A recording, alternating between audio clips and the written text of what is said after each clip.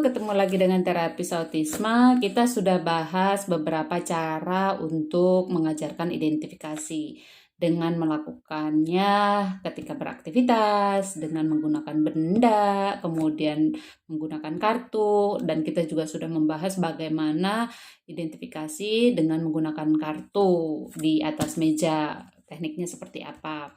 Nah, sekarang kita akan bahas mengenai ekspresif. Kalau yang dua video sebelumnya membahas bagaimana kita melakukannya dengan reseptif. Kapan sih kita lakukan ekspresif?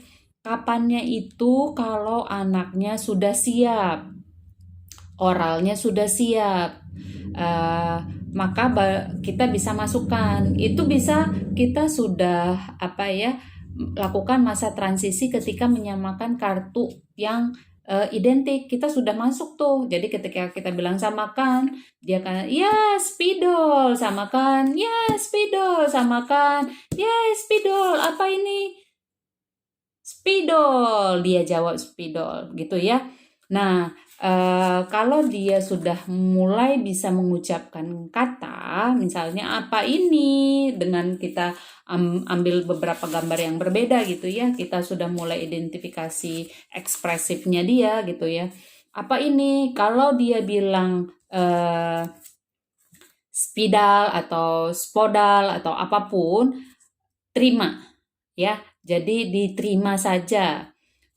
Spidol, terus apa ini? Spidol. Kalau dia bilang spadal, kita koreksi ya spidol, spidol gitu ya.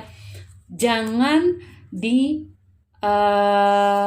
belah. Jadi kita bilang spidol karena targetnya adalah identifikasi benda, bukan pengucapannya.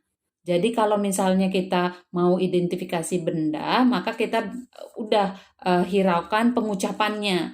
Pengucapannya nanti jadi catatan terakhir gitu. Oh, ternyata dia bilang spidolnya belum oke nih, kita catat. Nanti di program yang lainnya kita akan ajari dia mungkin S-nya kah, entah P-nya kah, dari spidol itu yang kurang jelas. Karena kalau kita bilang apa ini, terus kita bilang spidol,